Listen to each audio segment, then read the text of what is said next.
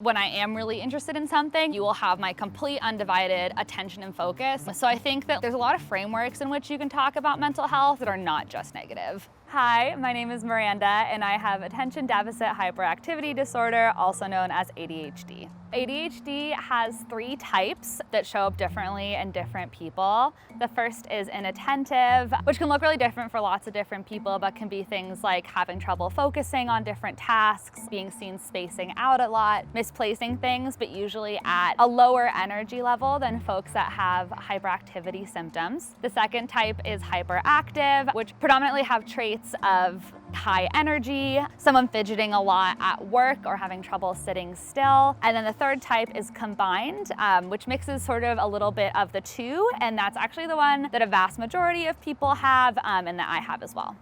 I do think there's like a stereotype around ADHD that folks are super messy. For me, that wasn't always something I struggled with a ton, but I was constantly like misplacing things around the house. I definitely fidget a lot, but those micro movements really help ADHD brains focus because it helps like offload some of the excess energy that we have. So for me, that can look like using a bouncy ball at work or like knitting while I'm trying to focus on something stationary. And it just helps my brain sort of like zoom in on what's happening in front of me.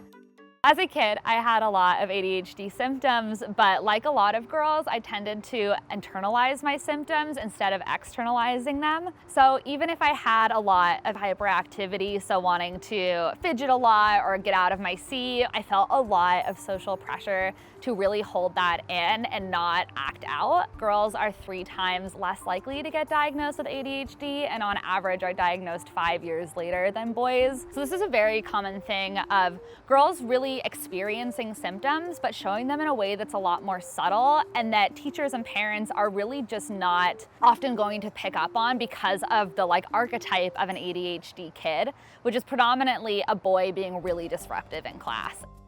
So one thing that's really important to know about ADHD sort of chemically is that ADHD brains lack dopamine. Dopamine is the reward chemical in the brain, and it's often triggered by really small things throughout the day for a neurotypical person. So things like cleaning or completing a task on a to-do list release that reward chemical. But for people with ADHD, because we lack sort of a base level of dopamine, those things just don't feel rewarding. So we seek things that are higher and higher reward, which often mean things that are exciting, things that are new, things that are like really in line with our personal interests. And so I definitely saw that as a through line growing up. I was really drawn to things that were intense. I loved sports, and so I was a competitive swimmer. I did mountain biking. I just kind of tried everything. And then I also did a lot of performing arts. I did theater, singing, debate, basically anything where I could have like the adrenaline rush of being on a stage and sort of be under that pressure, because it made me feel like I was getting that reward that I really was craving.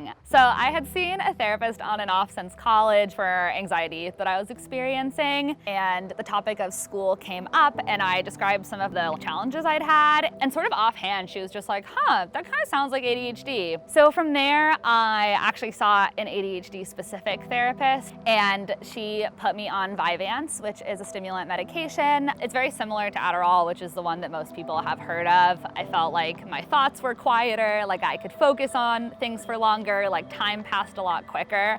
I remember the first time I swam in the ocean after I started meds. It's my favorite thing. I'm usually in the ocean for like maybe 12 minutes. But the first time I was on meds, I swam for like 2 hours, and I came out and was like shocked it'd been 2 hours because I had actually had the experience of getting lost in something, which is not what I'm used to.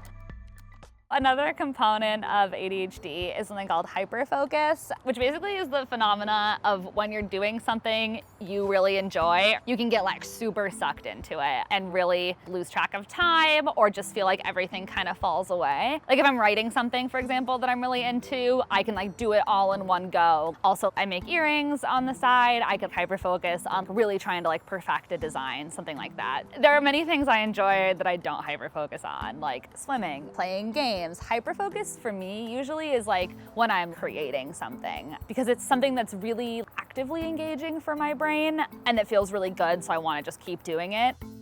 I work in the advocacy field around reproductive justice and abortion access, and I think I was really drawn to that field because it's so engaging and like high stakes. I'm an organizer, so I'm constantly like talking to new people and building relationships. So that part I feel like I really thrive in because of ADHD. There's also a fair amount of computer admin work, which can be really hard with ADHD. So things like keeping on top of like my check-ins with the people I work with or filling out spreadsheets can be really challenging, and I think feel like 10 times harder than the other stuff I do, which I think is harder to a lot of people.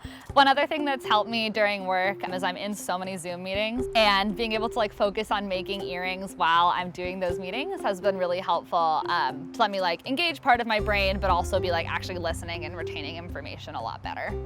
My partner and I have been together almost 3 years. We live together, and I think some of the things I still struggle with are especially around like attention in my relationship, especially if I'm like absorbed in something and my partner's talking to me. It takes me a second to clue into what she's saying, or like really enjoy some of the more low-key activities that she likes, like watching movies or just like having a slow Sunday. Like that's very much not me. So it's been definitely like some work to sort of like match those together. One thing that's definitely helped was really like adopting some strategies to make communication work a little smoother. For example, now if my partner really wants my focus, she'll be like, hey, can I like have your attention to like talk about something? And that just signals for me like, okay, time to focus in.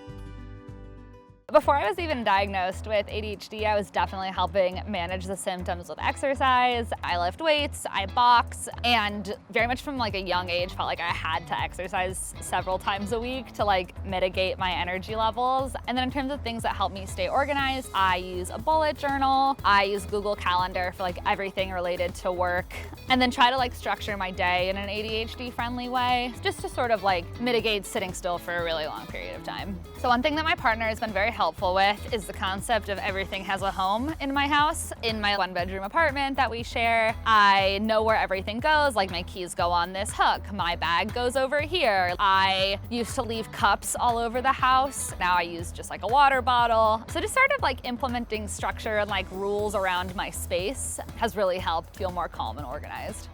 So I think often mental health diagnoses are really thought of in a negative light, and I think that's really not been my experience and something I really want to make sure is heard. Like for example, I have a lot of energy. I think there's a lot of really great things about that. Like I'm a really good organizer at work because I can be on my feet talking to people for 15 hours a day. I can really enjoy exercise or performing or things like that. And also when I am really interested in something, like you will have my complete undivided attention and focus, like more I think even than a neurotypical person. And also I just think ADHD makes you fun. Like I like doing exciting things. Like in the pandemic, we got into surfing. We built a camper van by ourselves. So I think that there's a lot of frameworks in which you can talk about mental health that are not just negative. I think since being diagnosed and starting medication and learning tools to actually like intentionally handle the different issues I was having, I just have so much more brain space that I'm able to use for the things I actually really love and care about. And I just feel like it's opened up so much more potential